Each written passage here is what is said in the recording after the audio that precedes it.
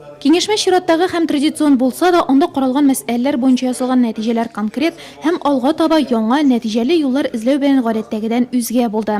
Шәһәрнең архитектур йөзе мәсьәләсе, законсыз гаражлар һәм сарайлар, бакчалар һәм базлар шәһәр башкарма комитеты һәм идарәче оешмалар гына түгел, бәлки шәһәрлеләр җаваплылыгында да бит. Время сарая уже давно прошло.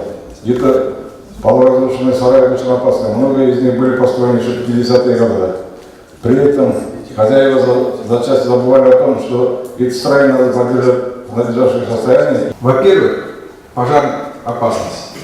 Многие из них деревянные, даже если там железом обшиты. Второе, это санитарные требования.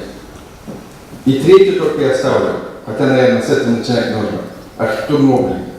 Мы живем в этой среде. Нам нравится так жить, что ли? А кто этот вопрос решит? Вот все, которые этот вопрос решить могут, вот здесь находятся. Кто этот вопрос может решить? От кого мы ждем?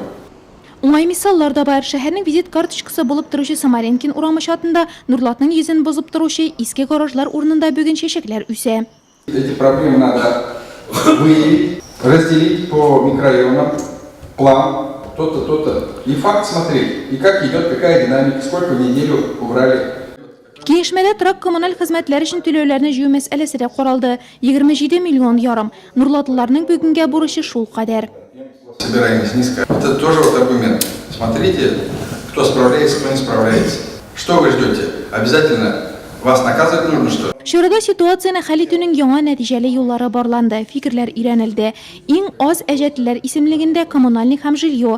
Соңгысының җитәкчесе Гөлзифа Мортазина отчетында тулаем идарәче оешма эшчәнлеге белән бергә бурычлылар белән эшләүнең кулай алымнары да бәян ителде.